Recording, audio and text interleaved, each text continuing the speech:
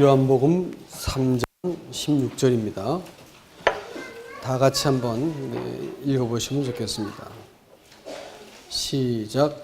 하나님이 세상을 이처럼 사랑하사 독생자를 주셨으니 이는 그를 믿는 자마다 멸망하지 않고 영생을 얻게 하려 하심이라. 여러분, 오늘 어제 이어서 이제 오늘 복음 집회를 합니다. 어제는 대략 한 7, 80자 되는 그 한자들을 통해서 하나님이 명백히 초기 한자를 만든 고대인도 성경에서 말한 동일한 그와 같은 그 마음을 갖고 있었다는 것을 저희가 보았습니다. 오늘은 성경이 그럼 구체적으로 우리에게 어떻게 구원의 길을 제시하고 있는지를 잠깐 말씀을 드리겠습니다. 하나님이 세상을 이처럼 사랑하사 독생자를 주셨으니 이는 누구든지 저를 믿는 자마다 멸망치 않고 영생을 얻게 하려 하심이라. 구원은 하나님이 사람을 향해서 가지고 계신 뜻입니다. 그러니까 하나님께서 이 사람을 향해서 이 만물을 지으시고 또 사람을 지으시고 창조하셨을 때 마음속에 원래부터 갖고 계셨던 그 계획과 뜻을 하나님이 이 땅에 실천하신 것을 하나님 편에서는 회복이라 보시고 사람 편에서는 그것을 뭐라고 부르냐면 구원이라고 부르는 겁니다. 우리가 구원받았는가 뭐 이런 말을 많이 하지만 사실은 하나님은 사람이 하나님의 원래의 뜻에 회복되었는가를 알고 싶은 것입니다. 사람을 하나님이 자기의 가슴 속에 갖고 있었던 그 창조하실 때의 그 목적과 뜻대로 사람을 회복시키는 것을 사람 편에서는 구원이라고 부르는 겁니다. 사람들이 이것을 사람 편에서만 생각하니까 구원받았느니 이런 말들을 쓰지만 하나님 편에서는 이 사람이 구원받은 사람인지 안 받은 사람인지보다도 회복된 사람인지 아닌지를 보시는 것입니다. 그래서 사람을 하나님께서 처음 지으실 때 이 선과 악을 선택할 수도 있고 또 하나님 자신을 선택할 수도 있는 이런 인격적인 존재로 사람을 만드셨습니다. 사람을 완전하게 지으셨지만 사람 안에 하나님을 담을 수 있거나 혹은 자기 자신을 담을 수 있거나 둘 중에 하나를 담을 수 있게 사람을 지었다고 하는 것입니다. 그래서 사람이 자기의 마음 안에 자기만 담았을 때 가장 누추하고 볼품없고 거짓된 존재가 된다고 말씀을 드렸습니다. 그래서 어저께 제가 죄라고 하는 단어를 설명을 해드렸죠. 죄자가 그 옛 글자에 보면 갑골문에 보면 스스로 자자 밑에 매울 신자가 붙어 있는 것이 죄자입니다. 죄라는 글자가 그래요. 그러니까 옛날 사람들이 죄를 이해했던 것이 뭐냐면 자기 자신을 자기 마음 한 중심에 놓았을 때 얼마나 고통스러운지 그것이 하나님께 얼마나 괴로움을 드리는 것인지 사람들이 잘 이해했다라는 것입니다. 아시는 것처럼 남편과 아내가 스스로 자기를 위하기 시작할 때 얼마나 부부관계가 치사하고 더럽게 될지는지를 잘 아시겠지요. 또 위정자가 자기와 자기 가족만 위할 것 같으면 얼마나 또 이렇게 나라가 형편없게 되겠습니까? 부모가 자식에 대해서 더 이상 자식을 희생적으로 사랑하지 않을 때 그 집은 두 번 볼 것도 없이 아주 황폐하게 바뀔 것입니다. 사람이 자기를 목적으로 하는 인생은 얼마나 이것이 추악한지를 우리는 조금만 생각해 보면 아는 것입니다. 한자를 만드는 사람도 동일하게 죄라고 하는 것이 네 자신이 너의 존재의 목적이 아니다 이렇게 말을 합니다. 그리고 또 사람이 자기를 부르신 하나님을 알고 그 뜻을 마음에 딱 품기 시작할 때부터 사람이 고상해지는 것이고 하나님의 창조의 목적에 근접하게 되는 것이다 라는 것입니다. 그래서 하나님은 하나님을 마음속에 품는 한 사람을 얻어내기를 지금도 원하고 계시고, 이것을 복음이다 혹은 구원이다 여러 가지 말로 하지만 하나님께서는 분명하게 한 사람을 우리의 마음에 하나님을 담고 하나님은 우리 자신을 오롯이 담는 이 관계, 이것을 우리는 영생이라고 부르는데, 이 관계를 얻어내기 위한 회복의 일들을 지금도 하고 계시고 오늘 그것에 대해서 말씀을 드리게 될 것입니다.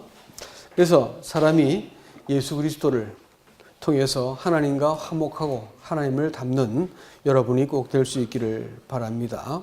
그래서 하나님께서는 사람이 바른 선택을 할 수 있게 하기 위해서 실패하시는 것을 허락하셨습니다. 사람이 선악을 아는 나무의 열매를 따먹는 것을 허락해 주셨죠. 어저께 그 열매 화자에 붙어 있는 수많은 글자들이 실제로 에덴 동산에서 일어났던 그 사건을 정확하게 묘사하고 있다는 것을 여러분께서 보셨을 것입니다. 한자를 만드신 분들이 그 사건을 정확히 알고 있지 않고는 그와 같이 정교하게 문자를 만들어낼 수가 없었을 것입니다. 자, 그런데 거기에서 이 실패를 하고 나니까 자기들의 실패가 얼마나 쓰디쓴 고통을 갖고 오는지를 그들을 하여금 겪게 만드셨습니다. 그래서 사람이 범죄했을 때 그 존귀한 신분과 위치에서 떨어져 가지고 사람이 고깃덩어리가 되고 흙덩이가 되고 또 사단의 허수아비가 되어 가지고 인생을 허무하게 살게 만들어 놓으셨고, 또 찌르는 가시처럼 인생을 고통스럽게 만들었습니다. 여러분 그런 경험 해보셨습니까? 사람이 너무 아프게 자기를 찌르는 것들 경험해 봤습니까? 사람 만나는 게 무섭고 사람이 너무 자기를 아프게 찌르기 때문에 사람과 이렇게 다가서는 것이 고통스럽다는 느낌 혹시 가져본 적이 있습니까? 사람한테 제일 큰 문제는 뭔지 아십니까? 사람과 사람의 문제입니다. 관계의 문제일시다. 그러니까 인간이지요. 사람들이 사람과 사람의 관계 속에서 그 사람이 나를 찌르지 않게 만드는 것만 가지고도 큰 복입니다. 근데 이게 찔리게 돼 있거든. 가시와 엉겅퀴가 사람의 범죄의 결과로 난 그 소산이라는 것을 어저께 제가 한자로 설명해 드렸죠.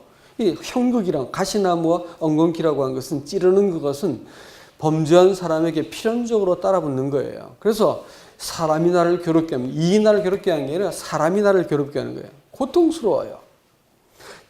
부모가 자식이 남편과 아내가 원수가 되는 거예요. 찌르고 고통을 주고 아프게 하고 낙심시키고 이런 일들이 이 세상 사는 것에 얼마나 많이 있어요.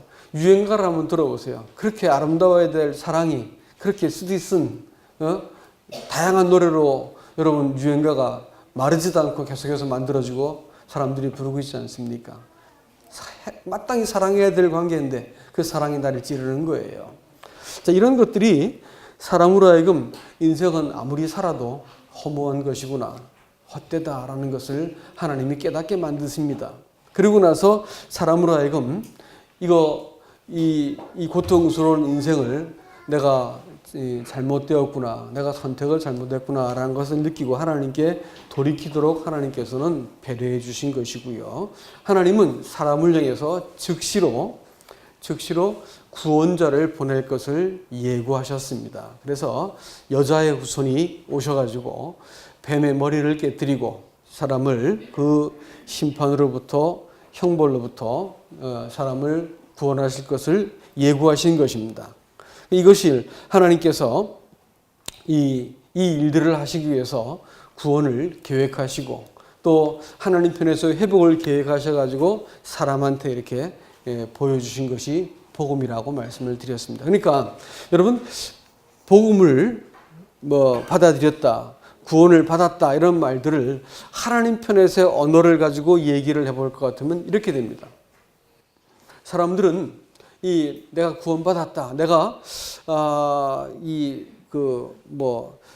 구원을 받았다든지 또 혹은 뭘 깨달았다든지 또 뭐 하나님의 사랑을 뭐 이해했다든지 내가 어찌 무엇을 한다든지 내가 또 무엇인가 좀 더 나은 상태가 된다든지 내가 또 무엇을 소유하면 내 구원을 받을 것이다 이렇게 생각을 합니다.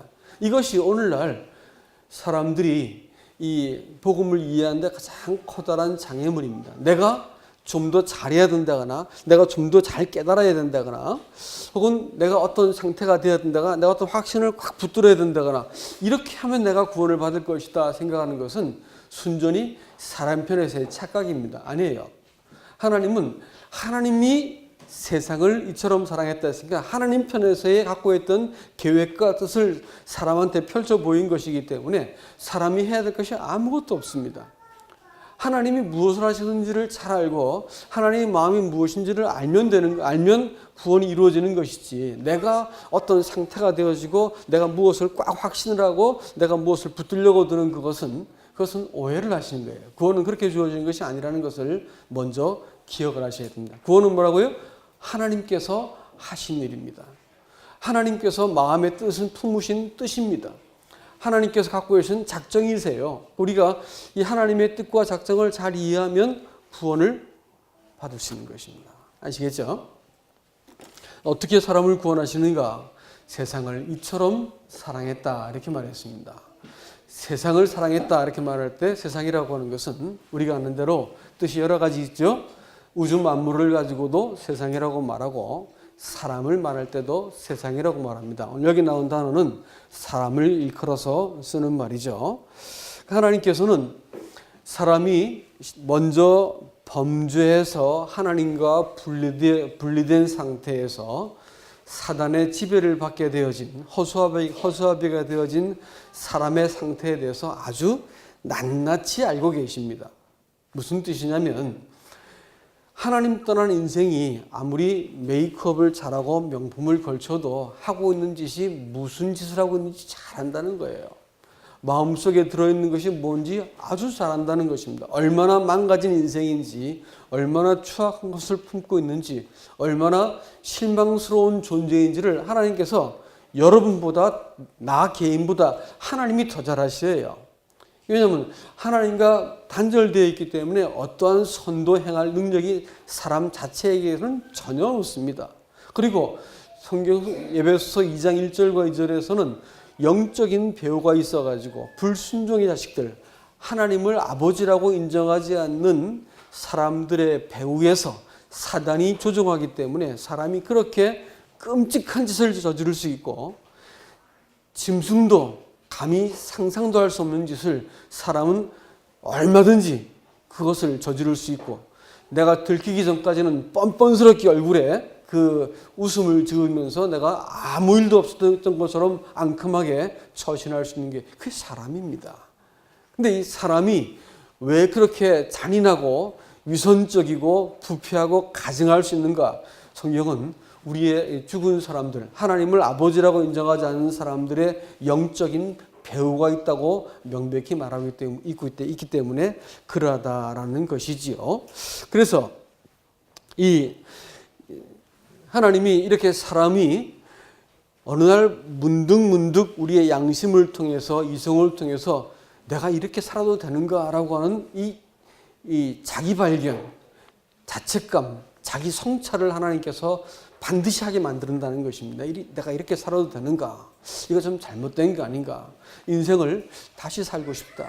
이런 어떻게도 상담을 하면서 얼핏 그런 얘기하니까 그만 이렇게 감정이 복받치는 걸 봤어요. 뭐 사람이 아무리 근사해도 하나님 없이 산 인생을 가지고 얘기하면 인생 혹시 다시 시작하고 싶으면 그런 마음 안 드셔 그러면 얼굴 표정이 순식간에 어두워지면서 그렇다고 얘기합니다. 누구든지 이따가 상담해보면 누구든지 다 그런 말을 하더라고. 하나님 없는 인생이라고 하는 것은 두 번 볼 것이 없습니다. 죽은 자이기 때문에 그렇고요. 사단이 배우기 때문에 그런 것입니다. 어쩔 수가 없는 것이 사람이 그 같은 관심을 갖고 있는 그런 존재다라는 것입니다. 그래서 사단이 사람의 마음속에 헛된 욕망을 부추기고 사람 안에 헛된 것을 추구하게 만듭니다. 썩어질 것을 구하게 만들기 때문에 사람이 평생 참 이 죽음과 함께 소멸될 것을 집착하고 인생을 그렇게 싸움하고 모사를 부리고 머리를 쓰고 또 얼굴 그 체면을 다 이렇게 없애면서까지 비열한 짓을 하고 하는 것이 뭐냐면 마음속에 있는 헛된 것을 추구하는 욕망에 충동을 받아서 그러하다라는 것입니다. 그러니까 하나님이 이러한 사람을 어떻게 하냐면 사랑했다라고 성경은 말하고 있습니다. 하나님이 사람을 사랑했어요. 한 번도 포기한 적이 없었습니다. 사람이 이렇게 범죄에서 망가질 것을 다 아셨지만 또 하나님에 대해서 그렇게 이 험한 말을 하고 돌아서고 하나님을 대적하는 것을 다 아시고 하나님께서 사람을 사랑했다 이렇게 말하고 있습니다. 어떻게 사랑하셨냐면 하나님이 사람을 어떻게 사랑하셨냐면 자기 자신을 일단 사람에게 보여주셔야 되기 때문에 구약의 모든 역사는 하나님께서 천지를 지으신 하나님이 티끌 같은 인생 가운데 찾아오셔가지고 인간사에 세세히 개입하시는 것이에요. 사람에게 따지고 말씀하시고 교정하시고 바로잡으시고 위로하시고 구약에 아주 구구절절 나온 내용들이 하나님이 사람에게 어떠한 분인지를 자꾸자꾸 보여주시는 것입니다. 그리고 뭐라 말씀하시냐면 내가 그가 오시면 구원자를 보내실 것을 자꾸 말씀해 주세요. 신약의 하나님은 어떤 분이시냐면 바로 아들로 오셔가지고 이 하나님께서 구약에서 하신 약속을 성취하신 것으로 사람에게 보여주신 것입니다.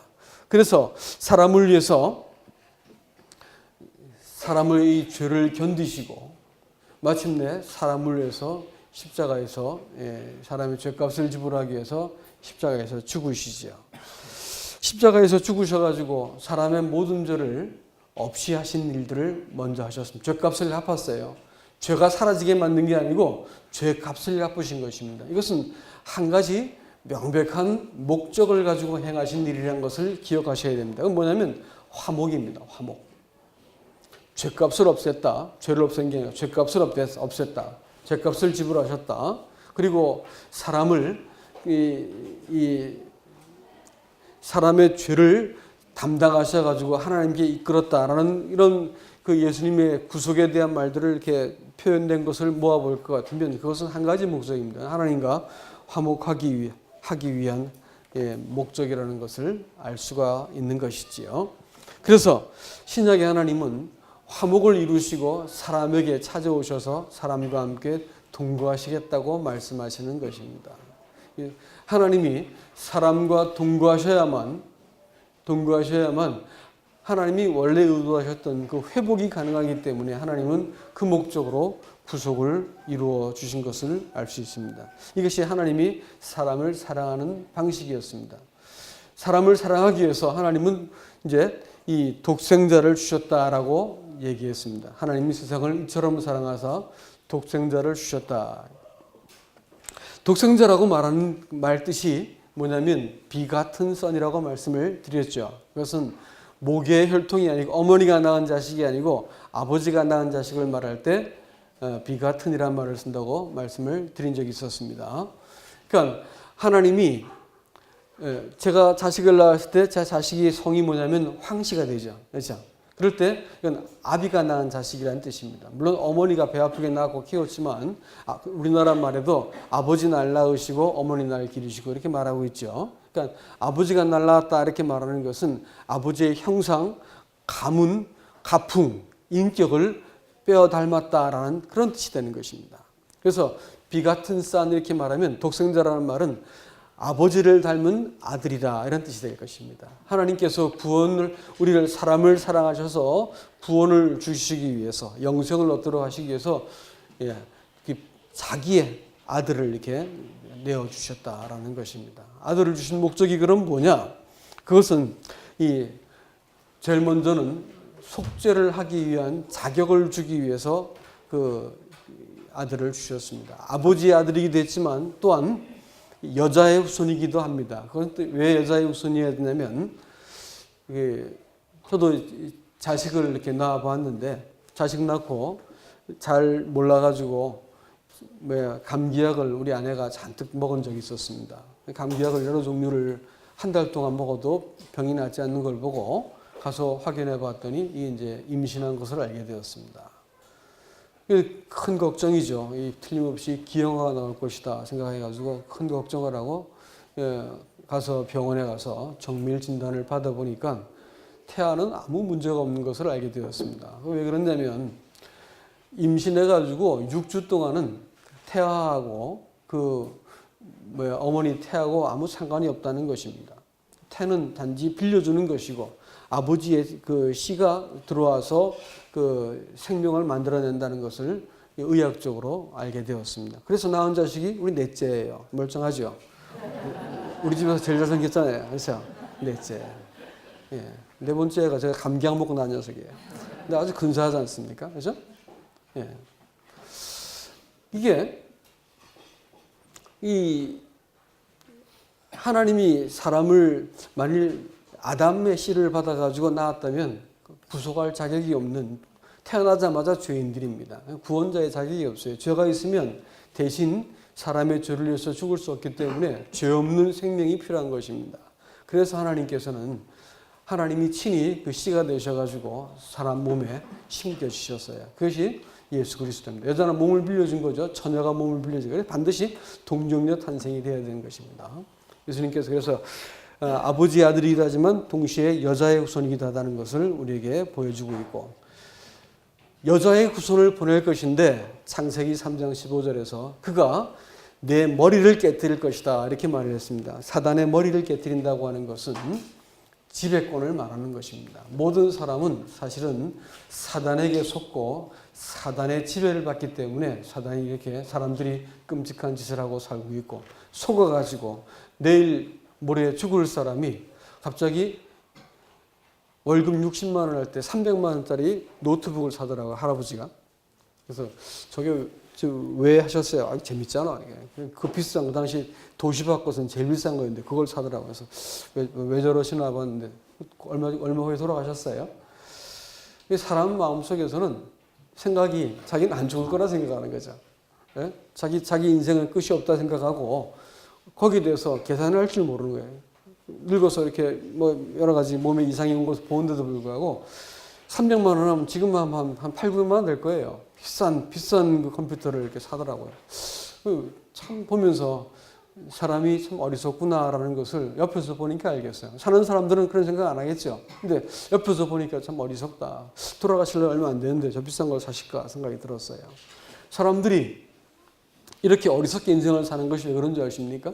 속아서 그런 거예요. 사단이 사람을 속이고 또 욕망을 충동질러 살기 때문에 인생이 참 이렇게 모순되게 살고 있다는 것을 여러분 기억하셔야 된다고 하는 것입니다. 그래서 사단이 사람을 지배하는 이 권리를 깨뜨리고 더 이상 사람을 지배하지 못하게 해야만 사람을 구원할 수 있기 때문에 예수님께서 이 땅에 이 사람을 대표해서 사람으로 이 땅에 태어나신 것입니다. 그래서 십자가에서 죽으실 때 혼자 죽으신 것이 아니고 모든 사람을 대표해서 십자가에서 죽으셨다고 성경은 저희들에게 말을 해주고 있습니다. 그래서 사람이 이 구원을 얻는다고 말하는 것은 더 이상 사단이 나를 지배할 수 없는 그 신분 속에 들어간다라는 말입니다. 이 말을 사람 편에서 이해를 할 것 같으면 이렇습니다. 그것은 사람이 예수 그리스도의 통치를 받기 시작하기 때문에 더 이상 사단이 나를 유혹하고 공격을 해도 내가 이길 수 있는 근거와 힘을 얻게 되었다라고 설명할 수가 있는 것이에요. 구원받는다고 하는 것은 나 그때 구원받았어 이런 말씀이 별로 좋은 말이 아니라고 말씀을 드렸죠. 구원은 그렇게 받는 게 아니고 물론 계기는 있지만 구원은 이 구원자를 마음속에 모시는 문제입니다.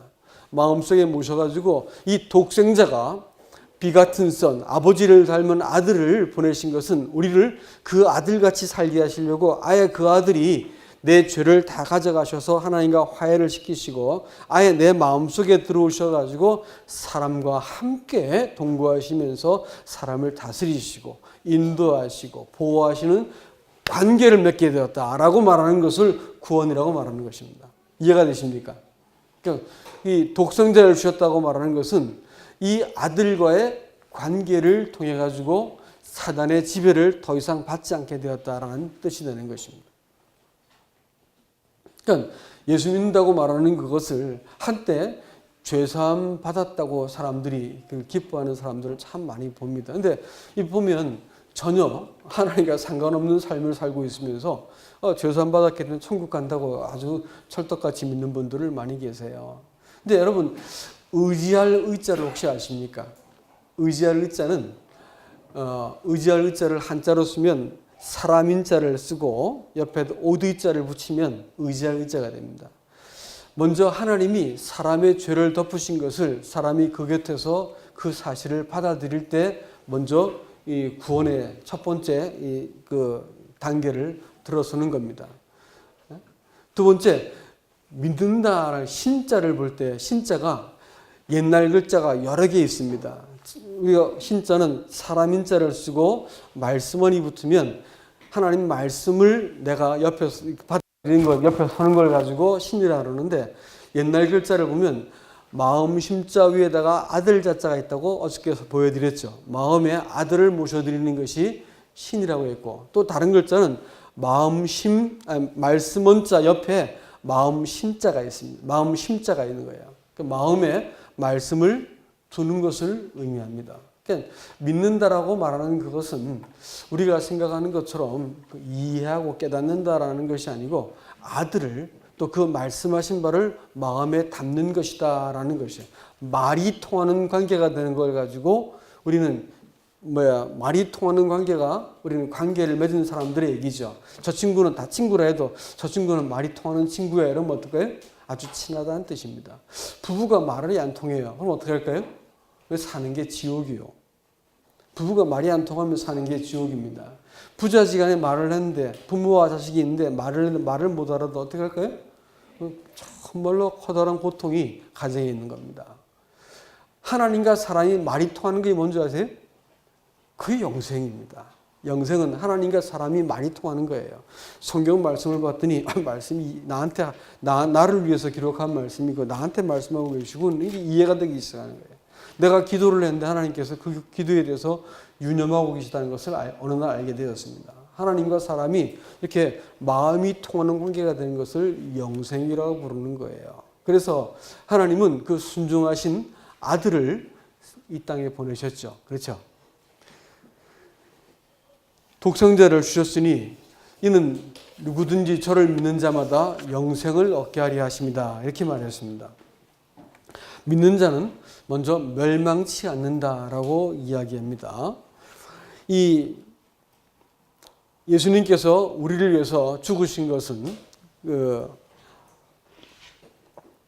우리의 죄의 문제를 해결하기 위해서 죽으셨다 말씀했고 부활하신 것은 우리를 다스려서 아들답게 하시기 위해서 부활하신 것이다 이렇게 말했죠. 근데 이 하나님이 제시하신 유일한 길을 받아들이지 않으면 멸망을 당한다. 성경은 그렇게 말합니다. 왜 멸망을 당하냐면 먼저는 이미 사람이 지금까지 살아오면서 지은 죄가 충분하기 때문에 그렇습니다. 15 먹은 아이하고 상담을 이렇게 한 적이 있었습니다. 근데 내가 다르게 묻지 않고 너 나이 몇 살이냐? 어린 아이들하고 상담을 할 때 학생들하고 상담을 할 때 꼭 물어봐요. 제가 너 몇 살이냐? 13살이요. 15살이요. 17살이 말하는데 그 말하면 죄 충분히 지었겠네 하면서 제가 넘겨주십시오. 넘겨주셔가지고 그 말하면 죄 충분히 지었네 이렇게 지었겠네 이렇게 말을 하는데 눈을 동그랗게 뜨면서 아니 제가 무슨 죄를 지어요 한다든요. 그렇게 죄를 많이 안 지었습니다라고 말하는 사람 한 명도 못 봤어요. 13살 먹은 것들이 죄를 지어 얼마나 지었겠어요. 근데 12살 먹은 애들한테도 그만하면 죄 충분히 지었겠네라고 말을 했더니 아무도 제 말을 부정하는 사람을 제가 지금까지 40년 동안 제가 이 사람 만났는데 13살 먹은 애들도 그만하면 죄 충분히 지었겠네. 초등학교 6학년 애들만 돼도 데려놓고 그만하면 죄 충분히 지었겠네 이렇게 한번 물어보세요. 다 그렇다고 말해요. 다 그렇다고 말해요. 일일이 죄 열거 안 해도 됩니다. 부모님 속인 거는 열거하지 않아도 그냥 애가 너 죄 충분히 지었겠네 그럼 이렇게 말하면 그렇다고 다 얘기하죠. 그렇습니다. 사람의 인생이 이미 지금까지 지은 것만 가지고도 충분하게 심판받기에 넉넉할 만큼 죄를 지었다라는 것은 사람의 본성이 알고 있는 것입니다. 그리고 이 하나님이 그렇게 이런 사람을 위해서 구원의 길을 준비해 놓으셨는데 사람이 이 구원을 받아들이지 않을 때에는 마땅히 심판을 받습니다. 요한복음 3장 19절 20절에서는 뭐라고 말하냐면 사람들이 빛을 미워해서 빛으로 나오기를 싫어한다 이렇게 말했습니다. 왜냐하면 자기 행위가 드러날까 하여서 빛으로 나오기를 싫어한다고 성경은 명백히 말을 합니다. 요한복음 3장 맨 마지막 절에서는 아들을 믿는 자에게는 영생이 있고 아들을 순종하지 않는 자에게는 하나님의 진노가 그 위에 있다 이렇게 말했습니다. 하나님의 진노, 하나님의 심판이 이미 정죄를 받았다 이런 말을 쓰는데 여러분 이 땅에서 정죄를 받습니다. 그렇지만 심판과 정죄란 말은 같은 단어고요. 형벌은 나중에 받는 것입니다. 형벌은 아직 안 받았어요. 그러나 이 땅에서 하나님의 아들을 통해서 하나님과 화해하지 않으면 하나님 앞에서 이미 정죄를 받은 사람들입니다. 이미 가진 것만 가지고도 충분히 심판받기에 충분한 사람이고 그 심판 통해서 형벌받기에 아주 적합한 넉넉한 사람이다라는 것입니다. 두 번째로는 하나님이 사람한테 이렇게 주신 이 기회와 또 이 하나님의 이 호의에 대해서 내가 거절했기 때문에 마땅히 이 심판을 받게 된다는, 형벌을 받게 된다는 것이고 마지막으로는 이 사람이 하나님으로 인정하고 하나님을 마음에 담고 하나님이 창조의 원형대로 사람을 회복하고 싶어 하셔서 사람을 다스리기 위해서 사람 가운데 오시고자 하는데 하나님의 권위와 그 다스림을 거절했습니다. 그래서 그거 자체가 성경은 죄라고 말을 하고 있습니다. 마음에 자기 자신을 둔 것이 죄고요.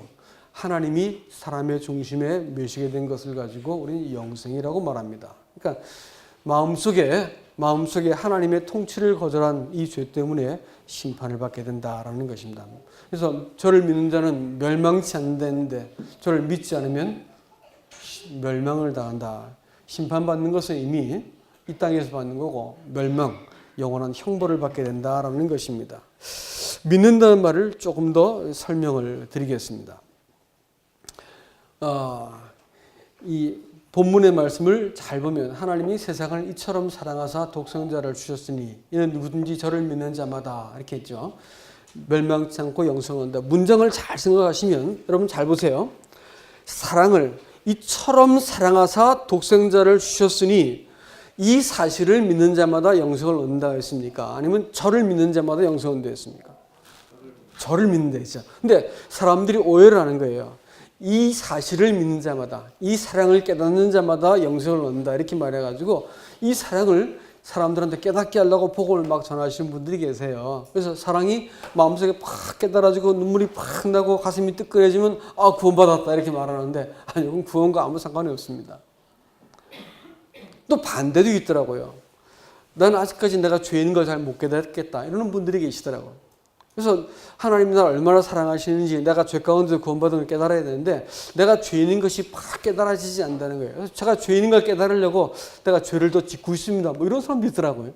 어떤 사람은 대학 교수인데 이 양반이 이제 소위 이제 구원을 받은 사람이야. 근데 이 사람이 자기 자식을 이렇게 막 방임해버린 거예요. 왜 그렇게 하세요? 했더니 저 자식은 세상에 나가서 죄를 팍 지어봐야지 지가 얼마나 죄인을 깨달아야지 구원받는다는 거예요. 죄인을 만들고 있더라고. 그런 바보 같은 짓을 하고 있는 걸 봤습니다. 여러분, 내가 죄인인지 아무리 깨닫는다 하더라도 구원받지 않고요. 내가 하나님 사랑을 아무리 깨닫는다 하더라도 사람은 그걸 가지고 앙큼하게 욕해먹고 사랑하시니까 난 용서받고 구원받았을 거라고 착각을 하게 만들어서 거짓된 확신을 사람들이 믿게도 할 수 있습니다. 성경을 잘못 이해한 거예요. 이 사랑을 깨닫는 자마다, 이 사실을 깨닫는 자마다 영생을 얻는다고 성경은 그렇게 말하고 있지 않습니다. 뭐라고 말하고 있어요? 저를 믿는 자마다 라고 했어요. 저가 누구예요? 하나님이세요. 하나님이 사람 몸을 입고 와가지고 하나님처럼, 그래서 비같은 선이라니까 아버지가 낳은 아들이야. 아버지 같은 아들이라고 아버지의 형상, 아버지의 품격, 아버지의 역할을 가지고 사람에게 찾아오셔서 사람을 품어서 아버지께로 데려가기 위해서 십자가에서 죽어 그 죄를 다 담당하시고 부활하셔가지고 이 구질구질한 사람 속에 찾아오셔서 우리를 지금도 사람과 함께 동행하시고 사람을 아버지께로 인도하시기 위해서 우리 가운데 사시기 위해 찾아오신 이분을 내가 믿는 자, 의지하는 자들에게는 영생을 주신다. 이렇게 말을 하고 있습니다. 말씀을 오해하시면 안 돼요. 자꾸 사랑을 깨달으려고 그러는데 사랑 깨닫는 게 아니고 아들을 믿는 자입니다. 믿는다는 말을 조금 더 설명을 드리면 믿는 것은 두말할 것 없이 복종한다는 말입니다. 영접하는 자, 그 이름을 믿는 자들 했어요. 뭘 영접하세요? 자기 땅에 오매 자기 백성이 영접하지 아니었다.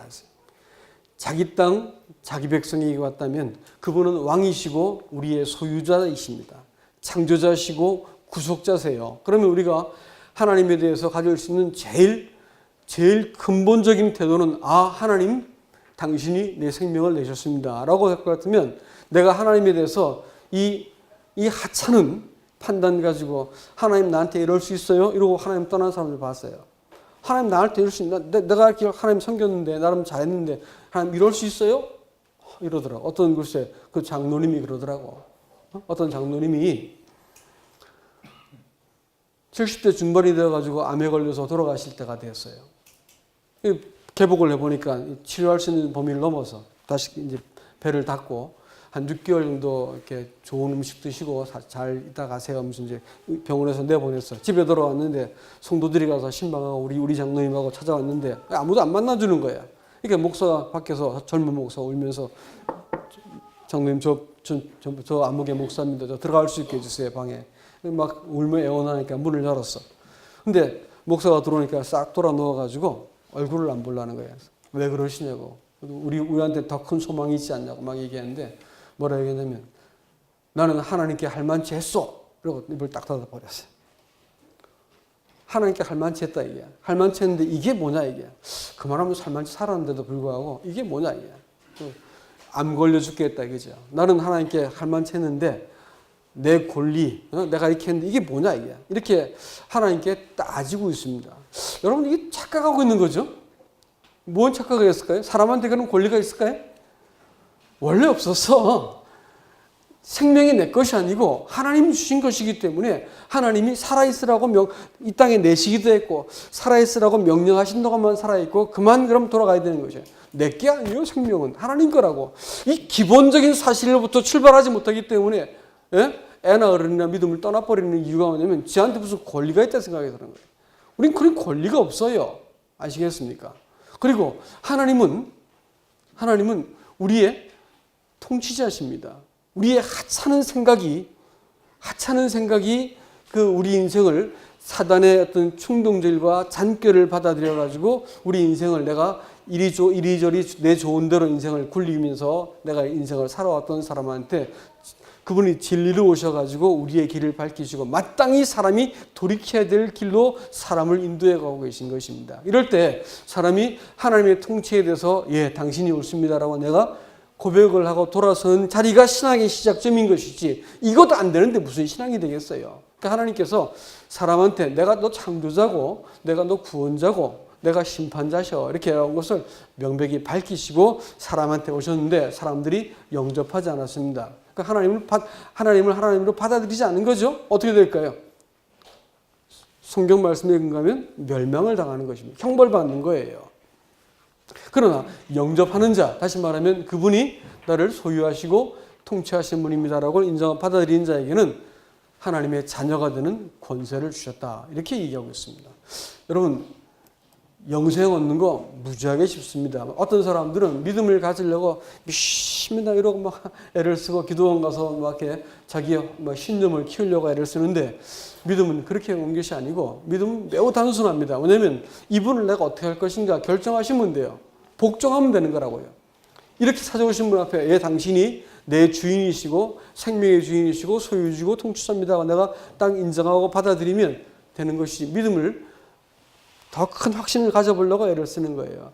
되게 이제 2세들한테 상담을 하다 보면 한결같이 하는 말이 제가 어릴 때부터 교회를 다녀가지고 이 사실을 다 알겠어요. 다 알고 믿기도 하거든요. 사실은 안 믿는단 말 하는 것도 아니고 다 안 믿어요. 근데 제가 정말 믿는지 모르겠어요. 내가 믿고 있는지 머리로 알고 있는지 모르겠어요. 이렇게 말하더라고요. 한결같아. 어린아이들 상담해 보면 한결같이 이 말을 똑같이 하는 거예요. 똑같이 내가 믿고 있는지 알고 있는지 지적인 동의를 하고 있는지 내가 정말로 믿음을 가졌는지 모르겠다 그런 거예요. 이건 복음을 잘못 들어서 그렇습니다. 그런 얘기 하자는 게 아니에요. 성경은 그렇게 말하고 있지 않아요. 저를 믿는 자마다라고 말했거든. 저를 받아들이는 자마다야. 이 아들을 순종하는 자에게 영생이 있다 해서. 순종하지 않으면 어떻게 된다고? 하나님의 진노가 있다니까 말이 매우 명쾌한 겁니다. 이 아들을 내가 받아들일 것인가 말 것인가 하는 문제입니다. 아시겠어요? 구원받는다는 것은 내가 받고 싶지 않아서 안 받는 것이기 때문에 형벌 있는 거예요. 잘 이해를 못해서 못 받았다. 이런 말은 성립되지 않는 거예요. 내가 받고 싶지 않고 하나님의 제안을 동의하지 않기 때문에 지옥 가는 것입니다. 그러나 내가 하나님을 아버지요 창조주고 내가 왕으로 내 인정하고 받아들이면 하나님은 그 약속 때문에 우리를 구원하셔야 될 책임이 발생하는 것입니다. 그걸 계약이라 부르는 거예요. 계약. 구원은 계약의 문제야. 하나님하고 이 계약을 맺어가지고 우리 평생 하나님을 아버지로 인정하고 내 인생을 살아가는 것. 하나님께서 우리 인생의 구원자가 되셔서 내 인생을 개입하시게 되는 것을 영생을 얻었다. 이렇게 말하는 겁니다. 복잡하지 않죠? 매우 단순한 문제입니다. 많은 사람들이 믿음을 더 가지려고 애를 쓰고 내가 죄인 되려고 애를 쓰고 하나님의 사랑을 깨달으려고 하는 이 잘못된 복음의 풍조 속에서 사람들이 헷갈리고 있는데 그건 구원이 아닙니다. 그렇게 해서 막 깨닫고 막 눈물을 줄줄 흘리고 막 사랑 때문에 뭐 사랑해요. 별 얘기 다 해도 그건 구원과 아무 상관이 없는 얘기입니다. 구원의 문제는 이 하나님의 아들에게 내가 어떻게 복종할 것인가의 문제인 거예요. 복종해서 내가 받아들여서 약속이라는 관계가 발생할 때 하나님께서 맹세로 내가 널 구원하겠다 말씀하셨고 이 관계 안에서 우리를 고쳐가시는 것은 성령의 사역이고 하나님의 아들은 대제사장이 되어가지고 우리를 계속해서 중보하는 관계 속에 우리를 딱 집어넣겠다는 거예요. 이게 확실한 구원이지. 내가 하나님 감사합니다 눈물을 펑펑 흘렸는데 그 다음 되니까 눈물이 마르고 나니까 내가 그랬었나? 이래가지고 감정이 오고 싹 날아가 버렸어. 그러면 내가 구원받았는지 안 받았는지 죄 몇 번 짓고 나면 글쎄 그때는 내 눈물 좀 흘렸는데 구원받았는지 안 받았는지 모르겠걸랑요. 이렇게 되는 거야. 구원은 사람한테 나오는 게 아닙니다. 하나님이 행해. 하나님의 계획이라니까. 하나님의 뜻이고 작정이고 하나님의 경륜이요. 주셨다고 했으니까 내가 그것을 어떻게 아들을 주셨다 했으니까 이 아들에 대해서 내가 어떤 관계를 맺는가가 오늘 그 구원이 내 것, 영생이 내 것으로 받아들여지는 것이다라는 것을 여러분 기억을 하셔야 되는 것입니다. 영접하는 자, 그 이름을 믿는 자들에게 하나님의 자녀가 되는 권세를 주셨으니 이는 사람의 뜻으로 나지 않고 혈통으로나 육정으로나 사람의 뜻으로 나지 않고 오늘 오직 하나님의 뜻으로 났다. 하나님께로부터 났다. 이렇게 말하고 있죠.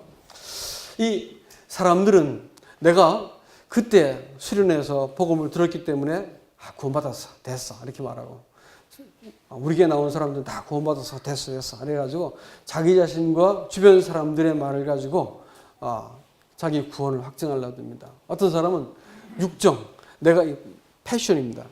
내가 이렇게 열심히 하니까 하나님께서 나를 구원해 주실 거야 생각합니다.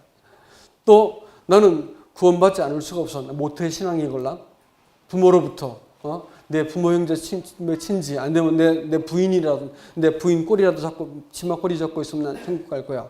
이런 사람이 실제로 있더라고요. 성경은 뭐라냐면 저를 믿는 자마다라고 말하고 있습니다. 개인적인 적용이요. 예수 그리스도에 대해서 개인적으로 어느 날 내 삶 속에서 딱 내가 무릎을 꿇고 당신이 내 주인이십니다라는 그 고백과 그 계약과 그 이 관계가 딱 설정된 그 지점이 딱 있다니까요. 얼렁뚱땅 믿어졌거나 난 처음부터 믿어졌어요라면 가짜요 그거. 그런 믿음이 있어.